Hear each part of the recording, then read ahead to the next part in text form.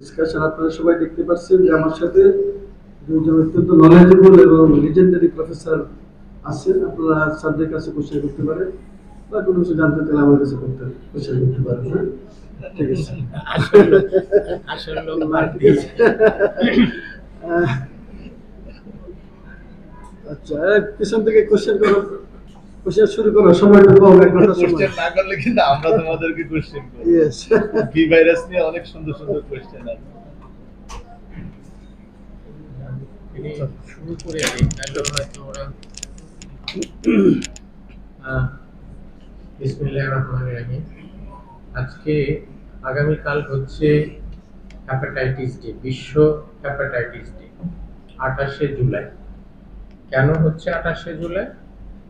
Doctor Bloomberg এই দিন এই ভাইরাসের এগেনস্টে উনি এই ভাইরাসটা আবিষ্কার করেন এবং উনি ফার্স্ট ভ্যাকসিনটা তৈরি করেন। তো তাকে সম্মানার্থে এই দিনটাকে উদযাপন করা হয়। সেই হিসাবে প্রতি বছরই এটা উদযাপিত হচ্ছে এবং নতুন নতুন থিম নিয়ে এটা আলোচনার একটা বস্তু হয়ে আসছে। হেপাটাইটিস বি অত্যন্ত কমন। আমরা এখানে স্ট্যাটিস্টিক্যালি দেখতে পারলাম যে 4 থেকে 7% এটা এখনো আছে। প্রিভিয়াসলি এটা আরো ভয়াবহ ছিল, প্রতি 12 জনে একজন করে রিস্ক পিপল ছিল, কিন্তু এটা আস্তে আস্তে কমতেছে বিকজ অফ ভ্যাকসিনেশন। এখন এখানে যেটা মানে দুটো জিনিস এখানে বাদ দেওয়া হয়েছে আমার মনে হয় ইন্টেনশনালি। একটা হচ্ছে অ্যাকিউট ফালমিনেটিং হেপাটাইটিস আর একটা হচ্ছে হেপাটাইটিস সি। বড় হয়ে যাবে এই জন্য হয়তো এই দুটোকে বাদ দেওয়া হয়েছে, কিন্তু এই দুটো আরো অনেক ইম্পর্টেন্ট। তার কারণ হচ্ছে হেপাটাইটিস বির চেয়ে সি আরো খারাপ। সি যদি হয়ে যায়, ডিটেকশনে দেরি হয়ে যায় এবং hepatocellular carcinoma and chronic liver disease তাড়াতাড়ি হয়ে যায়। আর এটার ক্রনিসিটিটা হেপাটাইটিস বির চেয়ে অনেক বেশি। এবং হেপাটাইটিস সির কোনো এখন পর্যন্ত ভ্যাকসিনেশন আসে নাই, সুতরাং পুরোটাই হচ্ছে প্রিভেনশন। কিন্তু সির ক্ষেত্রে একটা জিনিস ভালো, সেটা হচ্ছে অ্যান্টিভাইরাল দিয়ে এটা পুরোপুরি এলিমিনেট করা যায়, কিন্তু বির ক্ষেত্রে এটা সম্ভবপর না। বির ক্ষেত্রে শুধু ভাইরাল লোডগুলোকে কমানো যায়, কিন্তু এটাকে সম্পূর্ণভাবে শেষ করা এখন পর্যন্ত যায় না। বাচ্চাদের ক্ষেত্রে যে জিনিসটা খুব কমন, সেটা হচ্ছে মার যদি হেপাটাইটিস বি থাকে তাহলে ভার্টিক্যাল ট্রান্সমিশন হতে পারে বাচ্চাতে। আর বাচ্চাতে ভার্টিক্যাল ট্রান্সমিশন হলে 95% ক্রনিসিটির দিকে চলে যায়, 5% তারা রিকভারিতে আসে। সুতরাং সেই দৃষ্টিকোণ থেকে এটা অত্যন্ত একটা ইম্পর্টেন্ট ইস্যু। আমি জানি না আমাদের গাইনি অফসে যারা কাজ করেন তারা হেপাটাইটিস বি জন্য এইচবিএসএজিটা করেন প্রায় সব পেশেন্টে, কিন্তু তারা ভাইরাল লোডটা আর দেখেন না। আমরা যেটা দেখি ভাইরাল লোডটা যার যত বেশি তার ভার্টিক্যাল ট্রান্সমিশন তত বেশি হবে। এবং এখন বলা হচ্ছে যদি ভাইরাল লোডটা বেশি থাকে 2000 প্লাস অথবা 20000 প্লাস অথবা 20 লাখ 200 লাখ, দ্যাট ইজ 2 লাখের বেশি যদি থাকে, তাহলে অবশ্যই তাকে থার্ড ট্রাইমাস্টারে অ্যান্টিভাইরাল থেরাপি দেওয়া উচিত। দিলে ট্রান্সমিশনটা কম হবে ভার্টিক্যাল এবং বাচ্চাটা তার লঞ্জিভিটিটা ভালো হবে এবং ক্রনিসিটিটা কম হবে। আমার মনে হয় আমাদের ওবিজি যারা আছেন তারা এই ব্যাপারটা আরেকটু খেয়াল করবেন, যে আপনারা যদি ভাইরাল লোডটা দেখে তাকে অ্যান্টিভাইরাল থেরাপি লাস্ট ট্রাইমাস্টারে দেন অথবা হেপাটোলজিস্টের কাছে পাঠান, তারা কিন্তু অ্যান্টিভাইরাল দিয়ে এটাকে কমিয়ে দিতে পারেন এবং ইনফেকশনটাও সেভাবে কমে যায়, ক্রনিসিটিটা কমে যায়। কারণ একবার হয়ে গেলে আলটিমেটলি এটা কিন্তু it becomes a disaster for that family particularly. সুতরাং এইটার দিকে আমাদের খেয়াল রাখতে হবে। আরেকটা জিনিস আমি বলি, সেটা হচ্ছে বাংলাদেশে এখন সব ধরনের এই অ্যান্টিভাইরাল থেরাপিগুলো পাওয়া যায়। যেটা আগে পাওয়া যেত না, সবগুলোই পাওয়া যায়। আর হ্যাপাটাইটিস সির এগেনস্টে তো আরো ভালো, 40-45 হাজার টাকা পার ডোজ লাগে, 6-7টা ডোজ দেওয়া হয়, কিন্তু 100% মোর অর লেস কিওর। এইটা একটা আশার কথা। আরেকটা জিনিস আছে, আমরা অনেক সময় বলি যে না, মার হ্যাপাটাইটিস বি ছিল, বাচ্চাকে বুকের দুধ খাওয়ানো যাবে না। এটা ঠিক না। যে পরিমাণ বুকের দুধে ভাইরাস থাকে সেটা দিয়ে হ্যাপাটাইটিস হয়েছে এই ধরনের প্রমাণ এখন পর্যন্ত পাওয়া যায়নি। কাজেই ব্রেস্ট ফিডিং ইজ সেফ, এক। 2 নাম্বার হচ্ছে যে সিম্পল স্যালাইভাতে যে পরিমাণ আছে সেই পরিমাণ দিয়েও কিন্তু কোনো হ্যাপাটাইটিস বি ইনফেকশন হয় না। সুতরাং এইখানে যে পরিমাণ ভাইরাল লোড থাকে দুধে, ব্রেস্ট মিল্কে অথবা থুতুতে, স্যালাইভাতে, এগুলো দিয়ে কখনোই ট্রান্সমিশন হয় না। সুতরাং এই জিনিস, এই ভয়টা আমাদের না থাকা উচিত। সেকেন্ডলি সেটা হচ্ছে যে আমরা যদি একটু সচেতন হই, 3টা টিকা যদি দিয়ে দিই এবং 5 বছর পর পর যদি একটা বুস্টার ডোজ দেই, তাহলে কিন্তু আমরাও সেফ এবং অন্যকেও সেফ রাখতে সাহায্য করতে পারি। এটা একটা মানে বড় সুবিধা, যেটা আগে ছিল না, এখন এটা আসছে। সেকেন্ডলি একটা জিনিস আমি বলে শেষ করব, সেটা হচ্ছে যে ভ্যাকসিনেশন দিলে আর যদি তার কোনো ইনফেকশন হয় তাহলে ডিফারেন্সটা কি? ভ্যাকসিনেশনটা হয় এইচবিএস মানে সারফেস অ্যান্টিজেনের এগেনস্টে, সেইখানে যে অ্যান্টিবডিটা হয় সেটা এইচবিএস এজির এগেনস্টে অ্যান্টিবডি হয়, কিন্তু কোর অ্যান্টিজেনের এগেনস্টে কোনো অ্যান্টিবডি হয় না। সেই জন্য সাবক্লিনিক্যাল ক্লিনিক্যাল ইনফেকশন থেকে যদি বের হয়ে আসতে পারে তাহলে পরে তার লাইফ লং ইমিউনিটি হয়। আর ভ্যাকসিনেশনে বলা হচ্ছে যে 20 ইয়ার্সের মতন ইমিউনিটি থাকে, আমি যদি ভুল না বলে থাকি 20 ইয়ার্স ইমিউনিটি থাকে। তাহলে আমরা যদি এই জিনিসটাকে একটু মানি, পার্সোনাল হাইজিন গুলো যদি একটু করি, মেনটেন করি, তাহলে ইট ক্যান বি প্রিভেন্টেড। আর সেই জন্যই তবে যদি এটা if it turns into chronic hepatitis, পাশাপাশি যদি হেপাটোসেলুলার কার্সিনোমা হয়ে যায়, then the outcome is not good. আর অ্যাকিউট ফালমিনেটিং হ্যাপাটাইটিস কিন্তু হচ্ছে, প্রায়ই হচ্ছে। এ আর ই দিয়ে অ্যাকিউট ফালমিনেটিং হ্যাপাটাইটিস হয় না, এটা বি আর সি দিয়েই হয়।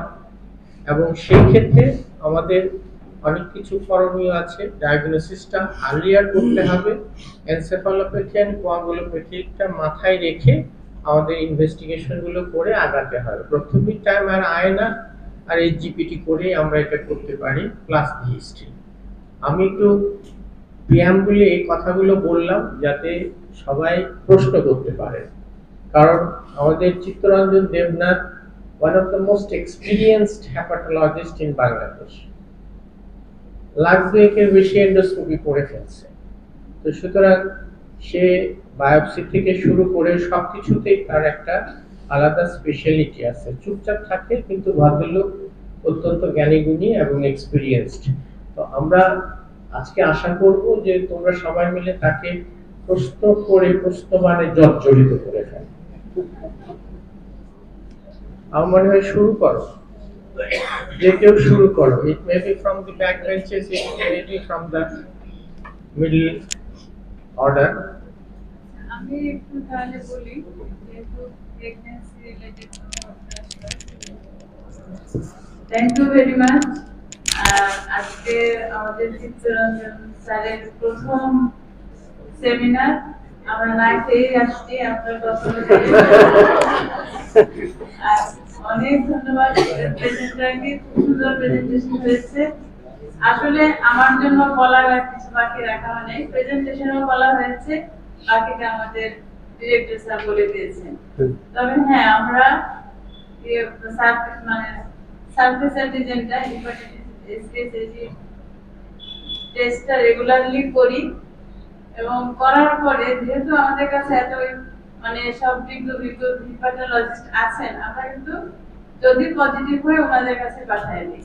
তারপরে ওনারা ভাইরাল লোড করে যা যা দেওয়ার ওনারাই করেন। যদি না থাকতো তাহলে হয়তো লোডটা আমরা নিতাম, ভাইরাল লোডের লোডটা আর আমরা নেই না, এটা ওনাদেরকে দিয়ে দিই। আর পরবর্তী ম্যানেজমেন্ট এই যে বাচ্চা হওয়ার পর আমরা তো শিশু ওয়ার্ডে পাঠায় দিই, তাহলে পরবর্তী লোডটা নেন হচ্ছে আমাদের আমরা মাঝখান থেকে সুন্দরভাবে ডেলিভারি করে দিই। তো আমরা সিস্টেমগুলো মেইনটেইন করি। আমাদের তো আসলে চেইনটা থাকতেই হয়, হিপাটোলজিস্ট, অবস্টেট্রিশিয়ান, পেডিয়াট্রিশিয়ান মিলে আমরা সুন্দরভাবে জিনিসটা ম্যানেজ করি। এবং এইটা থাকতে হবে, এই মেসেজটা থাকতে হবে আমাদের সবার, যে এই ইনভেস্টিগেশনটা করতে হয় এবং করার জন্য আমরা কিন্তু একটা বাচ্চাকে সেভ করতে পারি। তো থ্যাংক ইউ ভেরি মাচ। খুব সুন্দর সাজানো গোছানো একটা সেমিনার, প্রেজেন্টার এবং চেয়ারপারসন এবং রিসোর্স পারসনকে ধন্যবাদ। Thank you. ঠিক আছে ম্যাডাম, আপনাকে ধন্যবাদ। আসলে স্যার তো বেশ ভালোভাবে বলছেন ভি ভাইরাস সম্বন্ধে। ম্যাডাম আমি যেটা বলতেছিলাম যে প্রেগনেন্সিতে ভি ভাইরাস একটা কমন প্রবলেম আসলে, তাই না, সমস্যা। এবং আমি গাইনোকোলজিস্টদের স্যালিউট জানাই যে হেপাটাইটিস বি ভাইরাসকে যদি ইলিমিনেশন করতে হয়, সবার যার সবচেয়ে বড় great role this is gynaecologist. এক সময় প্রেগনেন্সিতে হেপাটাইটিস বি ভাইরাস স্ক্রিনিং করা হতো না, কিন্তু 100 করা হতো, 2000 সালের আগে করা হতো না। কিন্তু পরবর্তীতে কি এখন তো বর্তমানে সবাই পেটে বাচ্চা আসলে বি ভাইরাস টেস্ট করে, কিন্তু রোগীদের জন্য অত্যন্ত উপকারী। কারণ আমরা জানি যে যে সমস্ত বাচ্চা নিউনেটালি যে সমস্ত বাচ্চা ইনফেক্টেড হয় পেরিনেটাল পিরিয়ড, ওদেরই কোনসিটি ডেভেলপ করে প্রায় 90%। মানে অ্যাডাল্টে যারা ইনফেক্টেড, আমি যদি ইনফেক্টেড হই আমার 10% সম্ভাবনা আছে বা 5% সম্ভাবনা আছে কোনসিটি ডেভেলপ করার। আমি কোনসিটি ডেভেলপ করতে করতে আমার তো বয়স হয়ে যাবে, তাহলে আমি দুনিয়াতে থাকবো না, তাই না? কিন্তু এই যে পেরিনেটাল পিরিয়ডকে প্রিভেনশন করে এটা অত্যন্ত জরুরি। এবং যে সমস্ত মায়ের বি ভাইরাস পজিটিভ তাদের পেটে যদি বাচ্চা আসে, তা আমার কি করণীয়? মা যদি কোনো ড্রাগ খায় আগের থেকে, যে কোনো ড্রাগ যাই খাক, আমি তাহলে কি করবো, তাকে ড্রাগটা আমি সুইপ করে আমি দিয়ে দেবো, টেনোফোবির দেবো। Tenofovir is very safe in pregnancy, ঠিক আছে? আচ্ছা, যদি কেউ কোনো ড্রাগ খায় না, পেটে বাচ্চা আসে কোনো ড্রাগ খায় না, তার আমি কি করবো, তার আমি তার লেট ট্রাইমেস্টারে আমি তার ডিএনএ দেখবো এবং ইএজি দেখবো। দেখে যদি ডিএনএ লেভেল 2 লাখের বেশি হয়, তখন কি করবো, তার আমি অ্যান্টিভাইরাল ড্রাগ, কি ড্রাগ দিব, একটি ড্রাগ টেলোফোবির দিব। কেউ হয়তো ডিএনএ করতে পারছে, গরিব মানুষ ডিএনএ তার বা ডিএনএ ইজ নট অ্যাভেলেবল, এই এলাকায় ডিএনএ করা যায় না। আফ্রিকার অনেক দেশ আছে যেখানে ডিএনএ করা যায় না, ডিএনএ সারা দেশে দিয়ে দেওয়া, ওদের জন্য কি চিকিৎসা? বর্তমানে ওয়ার্ল্ড হেলথ অর্গানাইজেশন নতুন একটা ফর্মুলা আবিষ্কার, তাদেরকে চিকিৎসা দেবো। যারা ডিএনএ করতে পারে না, ডিএনএ করার দরকার নাই, ইএজি পজিটিভ হলে তারা কি করবো, আমরা তাকে আমরা অ্যান্টিভাইরাল ড্রাগ দেবো, টেনোফোবির দেবো। এবং এই ড্রাগ দিলে পরে নিয়ার অ্যাবাউট 100% কি হয়, বাচ্চাটা চাইল্ড প্রোটেক্টেড হবে ফ্রম হেপাটাইটিস বি ভাইরাস। চিন্তা করেন, একটা রোগীর হেপাটাইটিস বি ভাইরাস হলে পরে যারা অল্প বয়সে তারা ইনফেক্টেড হয়, এরা তো 20 বছর 30 বছর বয়সে তাদের সিরোসিস, পেটটা এত বড় পেট, তাদের এইচসিসি নিয়ে আমাদের অনেক রুগী, এই অল্প বয়সে যত রুগীর সিরোসিস এবং এইচসিসি ডেভেলপ করে, তারা সব এই যে মায়ের পেট থেকে পেরিনেটাল পিরিয়ড ইনফেক্টেড হয়। এটা কিন্তু অনেক কমে গেছে, অনেক কমে গেছে। এটা কিন্তু বিশাল অবদান বাংলাদেশের গাইনোকোলজিস্টদের, বিশাল অবদান। এই যে অনেক সময় রুগীরা এসে মন খারাপ করে, আমার তো ভাইরাস পজিটিভ, আমরা কি বলি, পজিটিভ ধরা পড়ছে, তোমার জন্য কি, তোমার জন্য আশীর্বাদ, তোমার জন্য আশীর্বাদ। তো যে ম্যাডাম এটা তোমার ডায়াগনোসিস, ম্যাডামের জন্য 2 কেজি মিষ্টি লয়ে যাও, মিষ্টি খাওয়া আসো, ম্যাডাম তোমার এটা ডায়াগনোসিস করে দিচ্ছে, তোমার চাইল্ড কি হয়েছে, চাইল্ড তো প্রোটেক্টেড হয়ে গেছে প্রায় 95%, তাই না? এটা একটা বিশাল ব্যাপার। এবং এটা একটা যে আমরা যদি এই যে আমরা 2030 সালের মধ্যে আমরা দুই ভাইরাস ইলিমিনেশন করবো না, করতে গেলে কি করা লাগবে, এইটা হলো প্রধান কাজ হলো যাতে পেরিনেটাল ইনফেকশন, যেতে এই যে দেখছি না পেরিনেটাল ইনফেকশন কি করবো আমরা 2030 সালের মধ্যে 100% কি করবো, এটা আমরা প্রিভেন্ট করবো। যত বাচ্চা আছে সবার কি করবো, অ্যাটলিস্ট 90% বাচ্চাকে আমরা ভ্যাকসিনেশনে আমরা আওতায় নিয়ে আসবো। এই যে আমরা আমরা যে ব্লাড জেনারেট করবো, ট্রান্সফিউশন করবো বা কোনো সিরাম ট্রান্সফিউশন করবো, এটা আমরা 100% কি করবো, আমরা স্ক্রিনিং করে আমরা ওই ব্লাডটা আমরা দিব। এটা যে ইলিমিনেশন করবে, দেখছেন না ঘন্টা বলে আছে, হ্যাঁ ম্যাডাম, ঠিক আছে ম্যাডাম। তো এটা তো এখন আপনারা চিকিৎসা করবে, ওটা হেপাটোলজিস্টের কাছে পাঠানোর কোনো দরকার নেই, অনেক তো হেপাটোলজিস্ট চেম্বারে গিয়ে বিল করার কোনো দরকার নেই। আপনি দেখবেন, হ্যাঁ পাঠান ম্যাডাম, এটা তো আপনার পাঠান বলে তো আমরা আপনারা করবেন। আর পারলে তো ভালো, পারলে তো আমার তেলের খরচ, গাড়ি খরচ করতে গিয়ে না পারলে ম্যাডাম আমরা খাবো কি। আচ্ছা, যদি আর কারো কোনো কোয়ারি থাকে। Thank you, Professor, for your elaborate and informative presentation. It's part also very, collective discussion. I have a clinical question. যেহেতু আমি ওটিতে কাজ করি, আমাকে খুব সাবধান থাকতে হয়, কারণ রুটটা তো আসলে আমি বলবো যে আইভি অথবা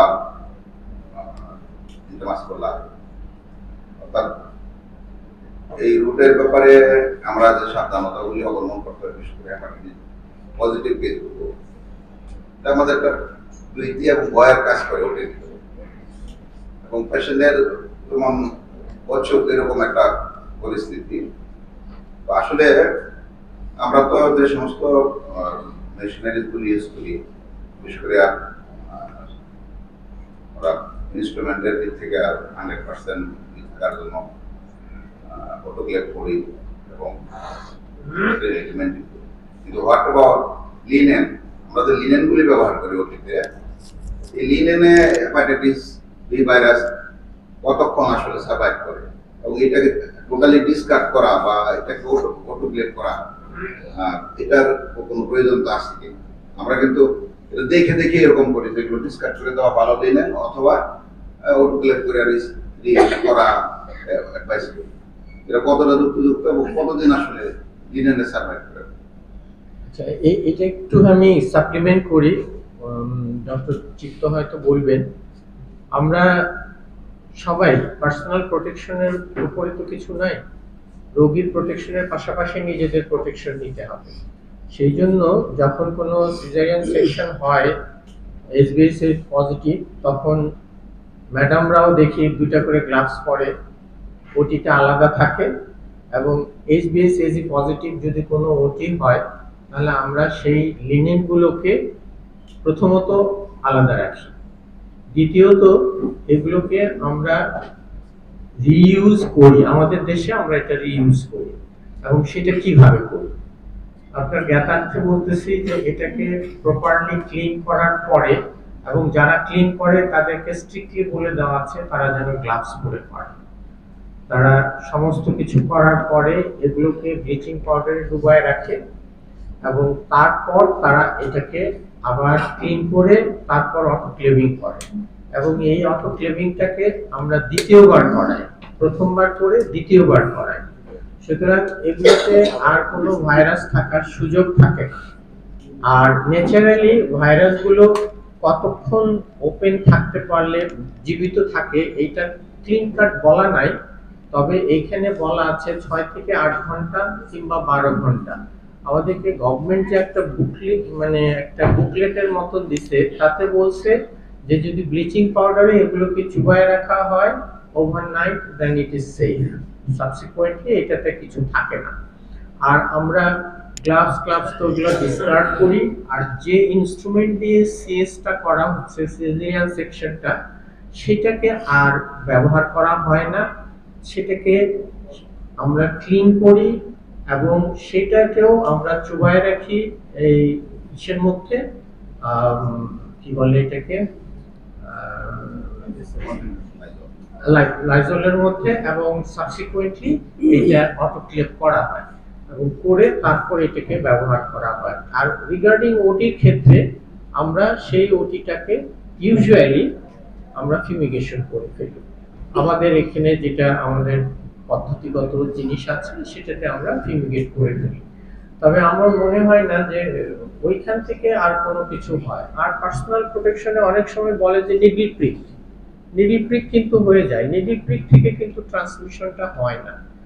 তাৎক্ষণিকভাবে যদি আমরা এটাকে ধুয়ে ফেলি, আমাদের যদি ভ্যাকসিনেশন দেওয়া থাকে, নিডল প্রিক থেকে ট্রান্সমিশনের কোনো স্ট্যাটিস্টিক্স আমরা পাই না। ঠিক আছে স্যার, ধন্যবাদ স্যার। ম্যাডাম বল।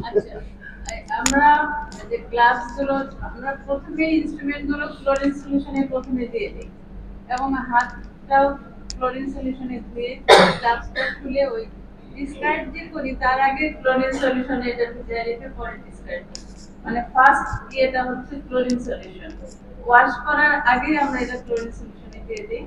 তো ক্লোরিন সলিউশন থেকে ওয়াশ করে পরবর্তী স্টেপ যেগুলো বললেন আপনি সেগুলো থ্যাংক ইউ স্যার, অনেক সুন্দর কোশ্চেন স্যার, প্র্যাকটিক্যাল কোশ্চেন।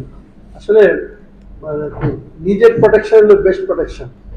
আমি আমার নিজেকে প্রোটেকশন করি।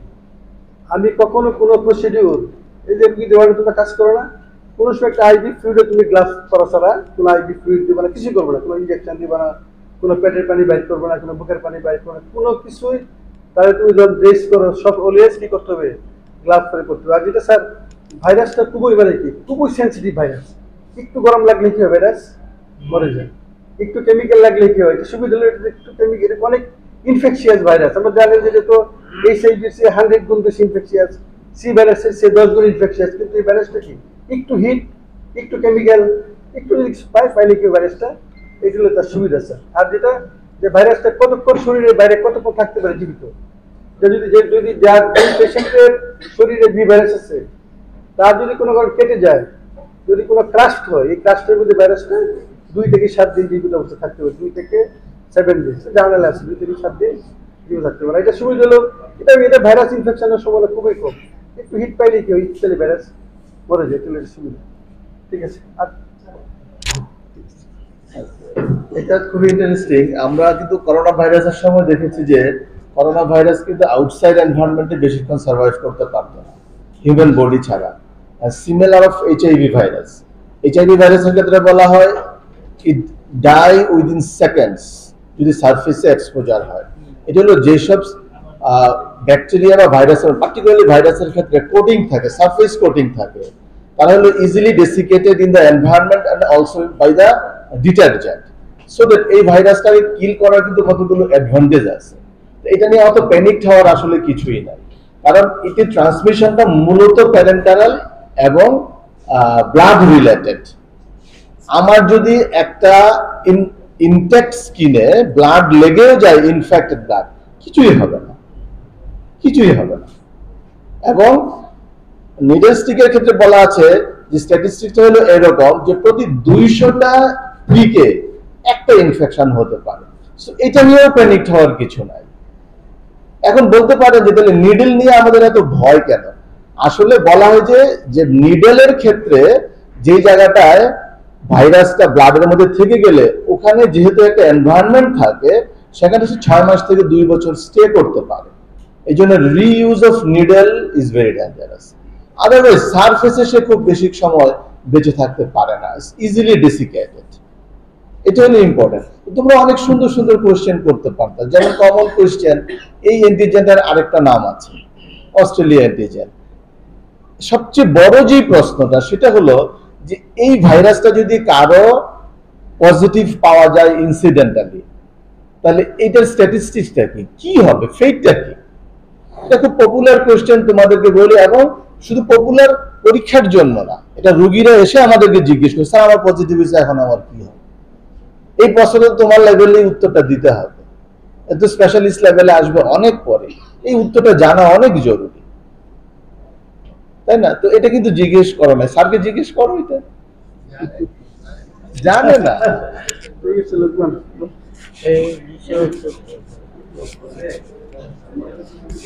আচ্ছা স্যার আপনি বলেন না, তারপরে আমরা যাবো। ফুলের মেলায় বসে আসলে মনটা ভরে গেছে। Thank you department of hepatology, thank you speaker.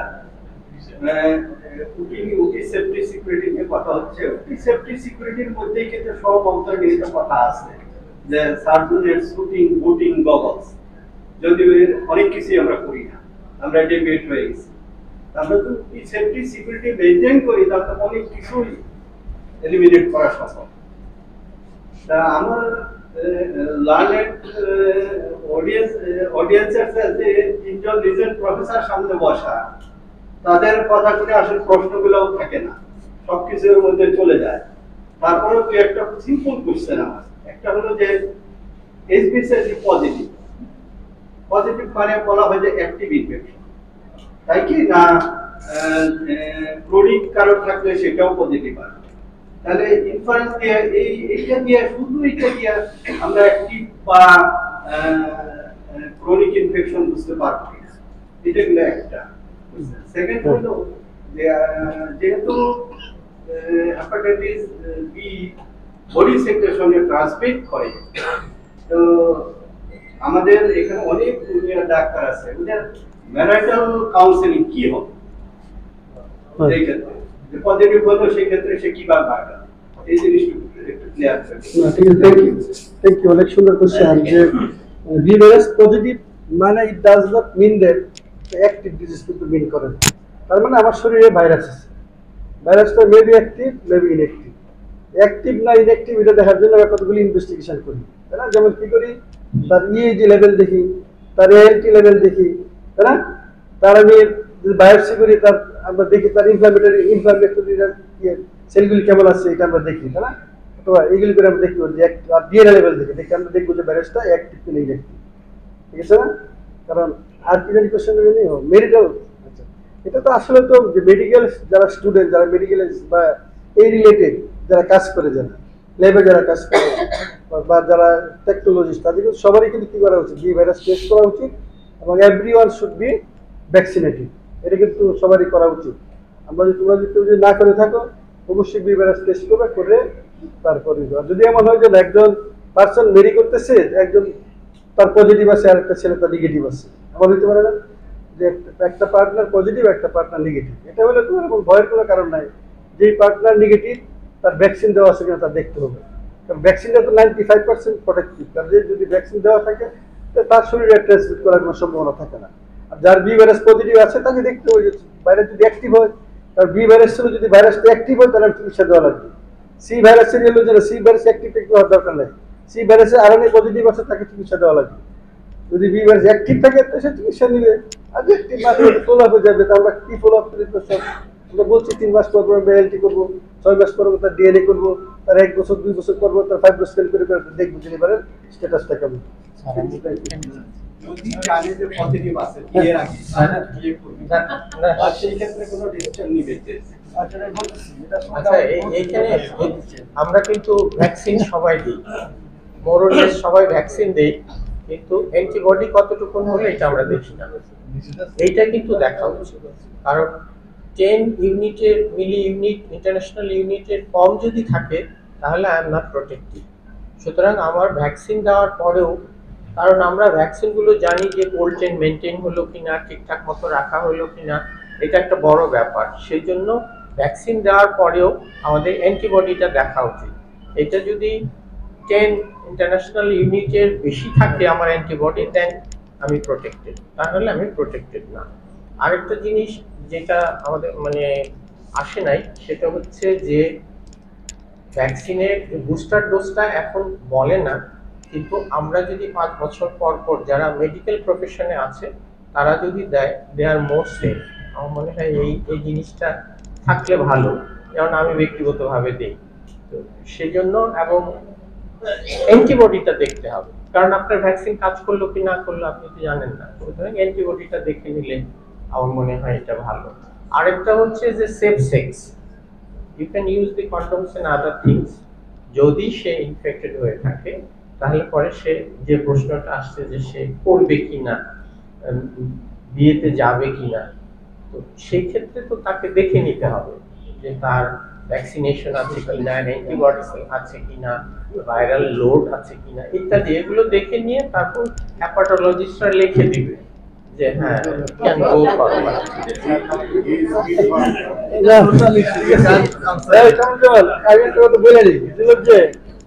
Vaccine